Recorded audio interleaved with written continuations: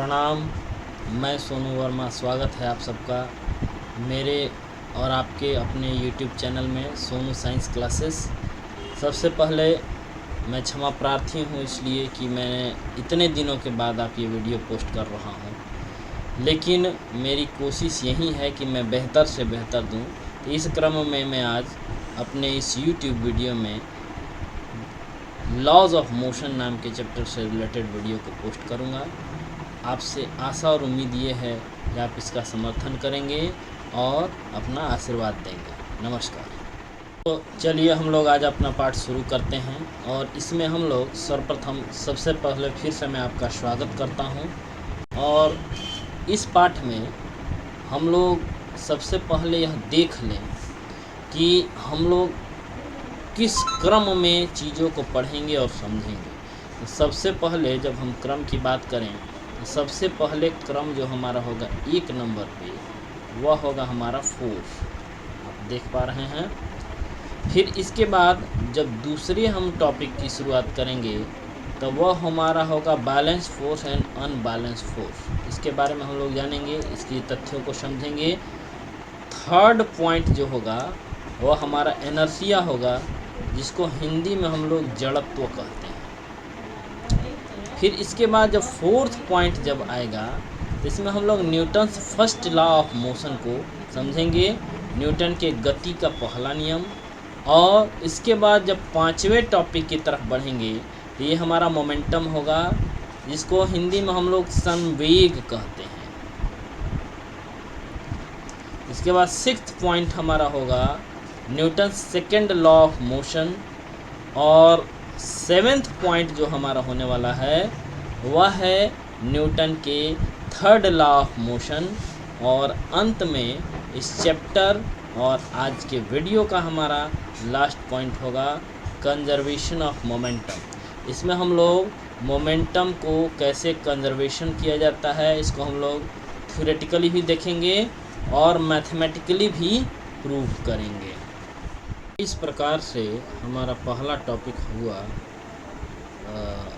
Force. तो सबसे पहले हम लोग फोर्स को समझें कि फोर्स क्या होता है। उसके बाद हम लोग बैलेंस फोर्स और अनबैलेंस फोर्स को समझेंगे। तो देखिए, सबसे पहले जब फोर्स के डेफिनेशन पर जाते हैं तो हमको मिलता है एनी पुश और पुल इज कॉल्ड फोर्स। तो पुश और पुल जो जनरल टर्म है, खींचना और धक्का देना, तो किसी तरह का खिंचाव या धक्का को हम लोग बल कहते हैं हिंदी में। इंग्लिश में हम लोग फोर्स कहेंगे। इसको अगर दूसरे तरीके से डिफाइन किया जाए तो हम कह सकते हैं कि फोर्स वह बाह्य कारक है जो किसी वस्तु पे लगकर उसकी स्थिति या आकृति को परिवर्तन कर देता है या फिर करने की चेष्टा करता है। यानी कि अगर हम लोग इंग्लिश में कहें तो force is an external car which can change the shape, size and position of an object or try to change। तो इस तरीके से ये हमारा फोर्स का डेफिनेशन हो गया। फिर उसके बाद हमारा टर्म आता है बैलेंस्ड फोर्स का। ये बैलेंस फोर्स हम लोग का है। तो हम लोग सबसे पहले डेफिनेशन को पढ़ते हैं और फिर उसके बाद उसके कॉन्सेप्ट को समझने की कोशिश करते हैं। देखिए, if the resultant of all the forces acting on a body is zero, the forces are called balanced force। इसका क्या मतलब हुआ कि अगर मेरे पास एक ऑब्जेक्ट है और इस पे फोर्स अप्लाई किया जा रहा है अपोजिट डायरेक्शन से, जैसे मान लीजिए एक फोर्स हमारा इस डायरेक्शन से लग रहा है, दूसरा फोर्स जो है इस डायरेक्शन से लग रहा है, तीसरा फोर्स इस डायरेक्शन से लग रहा है, चौथा फोर्स इस डायरेक्शन से लग रहा है। अगर सारे फोर्स का मैग्नीट्यूड इक्वल है तो इसमें नो डिस्प्लेसमेंट होगा। जैसे मान लीजिए 5 न्यूटन ये है, 5 न्यूटन यह भी है, 5 न्यूटन आपका डाउनवर्ड भी है और 5 न्यूटन अपवर्ड भी है। तो हम जानते हैं कि जब डायरेक्शन अलग होता है तो फोर्स का मैग्नीट्यूड वही रहता है लेकिन साइन चेंज हो जाता है। तो अगर हम इसका रिजल्टेंट निकालें तो हम कह सकते हैं 5 - 5 is equal to 0, that is ये 5 और यह 5 दोनों का रिजल्टेंट 0 होगा। उसके बाद यह 5 और यह 5 इसका भी रिजल्टेंट 0 होगा। तो ओवरऑल सबका रिजल्टेंट यहाँ पे 0 है। तो इन सारे फोर्सेस को हम लोग बैलेंस्ड फोर्स कहेंगे। इसके बाद आता है अनबैलेंस्ड फोर्स। अनबैलेंस्ड फोर्स क्या है कि अगर रिजल्टेंट जीरो ना हो, जैसे मान लीजिए ये हमारा एक ऑब्जेक्ट है, इधर से एक फोर्स लग रहा है मान लीजिए 7 न्यूटन का, और इधर से एक फोर्स लग रहा है 5 न्यूटन का, तो ये अनबैलेंस्ड फोर्स है क्योंकि इसका रिजल्टेंट जीरो नहीं है। अगर इसको प्लस डायरेक्शन माने तो 7 न्यूटन हो जाएगा, इसको माइनस डायरेक्शन माने तो -5 न्यूटन हो जाएगा, और इस प्रकार से हमारा रिजल्टेंट 2 न्यूटन आएगा जो कि जीरो नहीं है, तो इसको हम लोग अनबैलेंस्ड फोर्स कहते हैं। बैलेंस्ड फोर्स में आपका मोशन जो होगा वह नहीं होता है, और अनबैलेंस्ड फोर्स में मोशन जो होता है वह होता है, और मोशन का जो डायरेक्शन होता है वह उस फोर्स के डायरेक्शन के अकॉर्डिंग होता है जिसका मैग्नीट्यूड जो है वह हायर है, और मैग्नीट्यूड हायर रहेगा और जिस डायरेक्शन में रहेगा उसी डायरेक्शन में। जैसे देखा जाए यहाँ पे 7 का डायरेक्शन यह है और 5 का डायरेक्शन यह है, तो जो हमारा रिजल्टेंट आएगा उसका डायरेक्शन इस डायरेक्शन में रहेगा। तो अगले टॉपिक की ओर चलते हैं हम लोग, और अगला टॉपिक है हमारा inertia.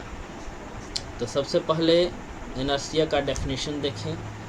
Inertia is that property of a body due to which it resist a change in its state of rest और ऑफ यूनिफॉर्म मोशन। इसका मतलब यह हुआ कि अगर हम कोई ऑब्जेक्ट ले लें तो इसमें यह प्रॉपर्टी होती है कि अगर यह रेस्ट में है तो यह अपोज करेगी कि इसके रेस्ट को पोजीशन को डिस्टर्ब किया जाए, और अगर यह मोशन है तो यह अपोज करेगी कि इसको मोशन को कंटिन्यू नहीं किया जाए। यानी कि अगर कोई ऑब्जेक्ट रेस्ट में है तो वह रेस्ट में ही रहना चाहेगी, रेस्ट के पोजीशन को चेंज नहीं करना चाहेगी, और अगर मोशन में है तो वह हमेशा मोशन में ही रहना चाहेगी, वह रुकना नहीं चाहेगी। यह प्रॉपर्टी है, और इस प्रॉपर्टी को हम लोग इनर्शिया कहते हैं। इनर्शिया की वह प्रॉपर्टी जिसमें वो रेस्ट में रहना चाहती है तो इसको कहते हैं inertia of rest. Inertia of rest. And जब मोशन में रहने की इनर्शिया है उसको कहा जाता है इनर्शिया ऑफ मोशन। हिंदी में कहेंगे इसको गति का जड़त्व और विराम का जड़त्व। अब देखिए न्यूटन का फर्स्ट लॉ क्या आता है। इनर्शिया को हमने यह समझा कि हमारे किसी भी ऑब्जेक्ट की वैसी प्रॉपर्टी जो उसके रेस्ट पोजीशन और मोशन के पोजीशन को चेंज होने से अपोज करता है, तो उस प्रॉपर्टी को हम लोग इनर्शिया कहते हैं। अब आएगा Newton's first law of motion. Newton के फर्स्ट लॉ ऑफ मोशन जो होता है बिल्कुल रिलेटेड होता है हमारे इनर्शिया से। तो इसमें कहा जाता है कि body at rest will remain at rest and body in motion will remain in motion unless an external force is applied on it. यानी कि अगर कोई ऑब्जेक्ट अगर रेस्ट में है तो हमेशा रेस्ट में रहेगी, और अगर कोई ऑब्जेक्ट मोशन में है तो हमेशा मोशन में रहेगी, जब तक कि उस पर कोई एक्सटर्नल फोर्स को अप्लाई नहीं किया जाए। ये हमारा फर्स्ट लॉ था। अब आगे टॉपिक की ओर बढ़ते हैं। आगे टॉपिक है हमारा मोमेंटम। देखिए मोमेंटम क्या होता है। मोमेंटम इज इक्वल टू होता है किसी भी ऑब्जेक्ट का मास जिस वेलोसिटी से वह चल रही है उसका प्रोडक्ट, यानी कि momentum is equal to mass into velocity होता है। जिस वेलोसिटी का जिस ऑब्जेक्ट का वेलोसिटी जितना भी ज़्यादा हो उसका मोमेंटम उतना इंक्रीज करता है। तो अगर इसको देखा जाए सेकंड लॉ के अकॉर्डिंग कि अगर ऑब्जेक्ट है यहाँ पे, इसको एक स्मॉल फोर्स अप्लाई किया जाए और इसी पे एक ज़्यादा अमाउंट का फोर्स अप्लाई किया जाए तो ये ज़्यादा मोमेंटम हो जाएगा, क्योंकि इसके स्पीड में ज़्यादा का चेंज आएगा। अगर इसके स्पीड का वेलोसिटी का मैग्नीट्यूड बढ़ेगा तो ऑलरेडी है कि मोमेंटम भी इसका चेंज होगा, क्योंकि मोमेंटम जो होता है वह हमारे मास एंड वेलोसिटी का प्रोडक्ट होता है। न्यूटन के सेकंड लॉ को अगर हम डिफाइन करना चाहें तो हम कह सकते हैं the rate of change of momentum of a body is directly proportional to the applied force and takes place in the direction in which the force acts. यानी कि मोमेंटम जो होगा ज़्यादा होगा और उस डायरेक्शन में होगा जिस डायरेक्शन में फोर्स को अप्लाई किया जाता है। अगर ज़्यादा अमाउंट का फोर्स अप्लाई किया जा रहा है तो मोमेंटम भी ज़्यादा होगा, और अगर हमारे फोर्स का अमाउंट कम है तो मोमेंटम भी कम होगा। तो चलिए नेक्स्ट टॉपिक की ओर बढ़ते हैं, और नेक्स्ट टॉपिक है हमारा Newton's third law of motion. तो देखिए इसमें बहुत सिंपल है कि there is always an equal and opposite reaction of every action. इसका कहना यह है कि अगर आप किसी ऑब्जेक्ट पे फोर्स लगाते हैं, अगर आप ऑब्जेक्ट पे फोर्स लगाते हैं तो इसके रिप्लाई में ऑब्जेक्ट भी फोर्स लगाती है, लेकिन उसका डायरेक्शन अपोजिट होता है। मैग्नीट्यूड सेम रहेगा लेकिन डायरेक्शन अपोजिट रहेगा। ये हमारा न्यूटन का थर्ड लॉ है। इसका यूज जो होता है बहुत जगह होता है, जैसे कि अगर राइफल आप चलाता है कोई, तो जितने स्पीड से हमारे बुलेट जो निकलती है उतना ही स्पीड से वो रिवर्स होता है। दूसरा एग्जाम्पल यह है कि अगर आप किसी बोट से, पानी में नाव चल रही है, इस पर आप उतरते हैं तो अगर आप आगे जाएंगे तो नाव पीछे भागेगी। ये इसका एक एग्जाम्पल है। और तीसरा एग्जाम्पल है रॉकेट प्रोपल्सन में, यानी कि जब रॉकेट छोड़ा जाता है तो इसे बहुत तेज़ी से नीचे की तरफ धुआं निकलता है, और जितना तेज़ी से धुआं निकलता है उतना ही ये तेज़ी से ऊपर बढ़ती है। तो इससे हमारे क्या जो थर्ड रूल है उसकी पुष्टि होती है। अब देखिए, अब हमारा लास्ट टॉपिक आता है कंजर्वेशन ऑफ मोमेंटम। यह काफ़ी इम्पोर्टेंट टॉपिक है। इसमें कहा गया है कि व्हेन टू और more bodies acts upon one another their total momentum remains constant और conserve provided no external force acting. इसका मतलब यह है कि अगर दो बॉडी है तो इसका वेलोसिटी जो कुछ भी हो, अगर इसके मोमेंटम को अगर हम मान लेते हैं m1 माने, इसके मोमेंटम को m2 माने, और दोनों को मोमेंटम को जोड़ दें और कुछ टाइम बाद अगर ये इसमें कोलिजन होता है तो इसके वेलोसिटी में चेंज आएगा, फिर दोनों का सेपरेट मोमेंटम फिर से निकाला जाए। यहाँ पे भी सेपरेट मोमेंटम को हम ऐड किए, फिर कोलिजन हुआ, उसके बाद जो उसके स्पीड में चेंज हुआ फिर सेपरेट मोमेंटम को निकाला गया। तो जो कोलिजन से पहले मोमेंटम होगा वहीं कोलिजन के बाद भी मोमेंटम रहेगा।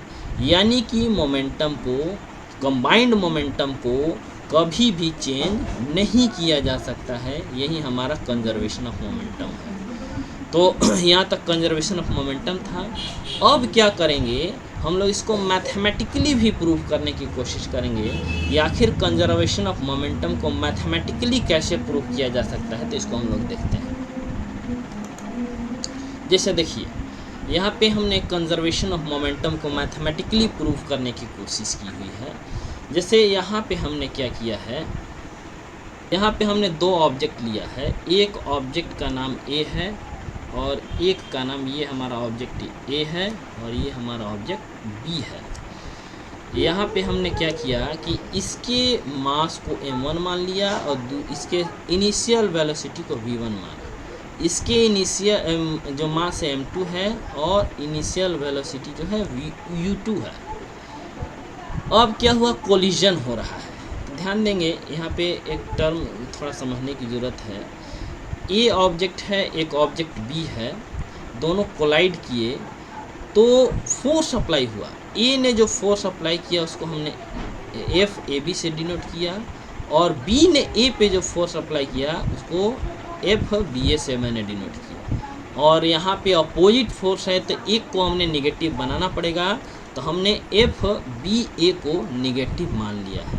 तो यह कॉन्सेप्ट जो है न्यूटन के थर्ड लॉ से रिलेट होता है कि मैग्नीट्यूड इक्वल रहेगा लेकिन डायरेक्शन अलग रहेगा, और डायरेक्शन अलग रहेगा तो हम उसको निगेटिव साइन से डिनोट करते हैं।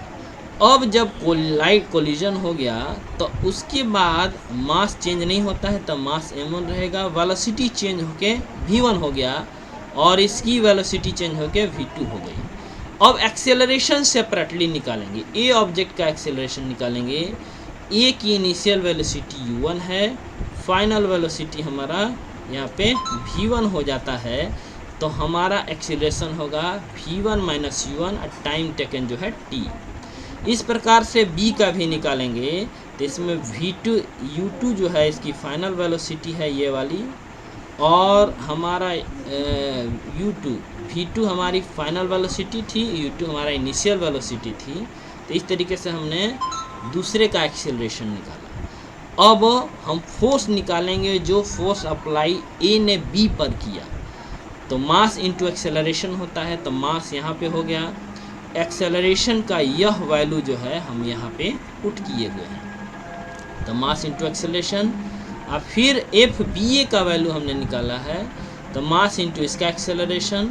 और न्यूटन के थर्ड लॉ, यहाँ पे एक्सेलरेशन दोनों का फोर्स निकाल लिए, और थर्ड लॉ के अनुसार हमने देखा कि जो फोर्स अपोजिट होते हैं तो उसमें माइनस साइन लगाया जाता है।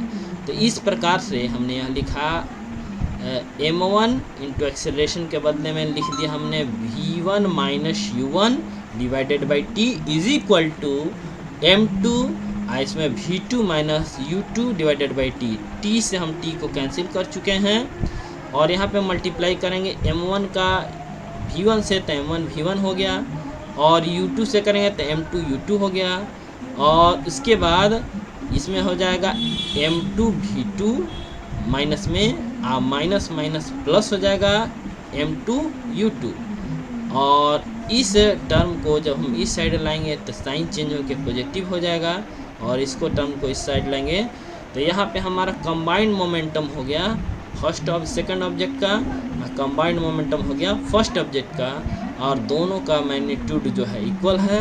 तो इस प्रकार से हम कह सकते हैं कि मोमेंटम जो है हमेशा कंजर्व रहता है। इस प्रकार से आज की क्लास में हम इतना ही सेवा दे पाएंगे। अगर आपका आशीर्वाद और प्यार मिलता रहा तो हम कोशिश करेंगे कि इससे भी बेहतरीन प्रस्तुति आपको दें, जिससे कि आपकी पढ़ाई अच्छे से समझ में आए और आप आगे बढ़ें।